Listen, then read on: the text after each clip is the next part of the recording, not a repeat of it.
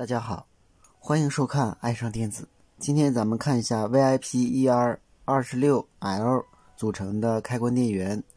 这个芯片呢有16角的，也有8角的。它的电路呢看似复杂，实际上呢也比较简单。首先这端是1角到8角，这端是9角到16角。这么多引脚都是干什么用的呢？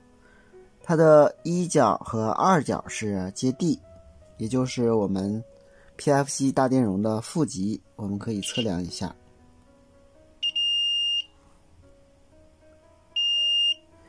它的3角是空角，4角也是空角，4角呢是厂家使用的，那么这个引脚在我们电路中是没有使用的。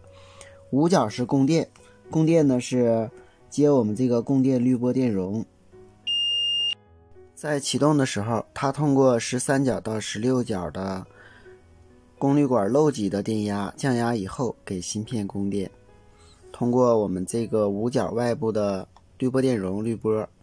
当电源正常工作的时候，通过开关变压器的引脚反馈回来电压，经这个二极管整流电阻限流以后，加到我们的5角电源角进行再次供电。6角是电流设置引脚，这个引脚外接电阻就能够设置整机电流的大小。如果不使用电阻接地的话，那么它就是芯片默认的电流设置，这个电流相对来说较大。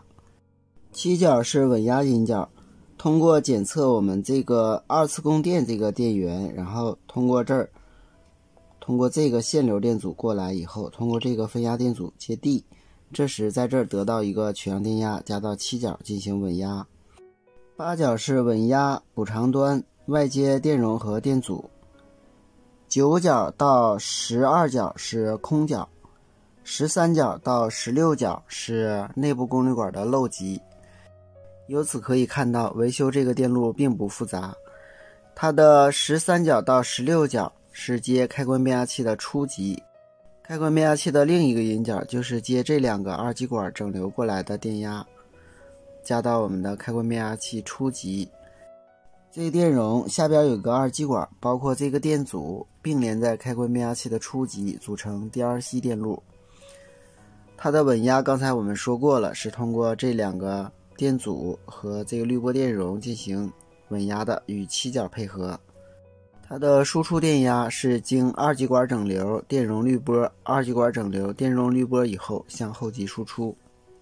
这就是它的电路图了。在不需要7角进行稳压的时候，7角要接地，通过8角补偿端进行稳压。这个图上是通过光耦控制8角的电压高低进行稳压的。好，今天咱们就到这里，谢谢大家，再见。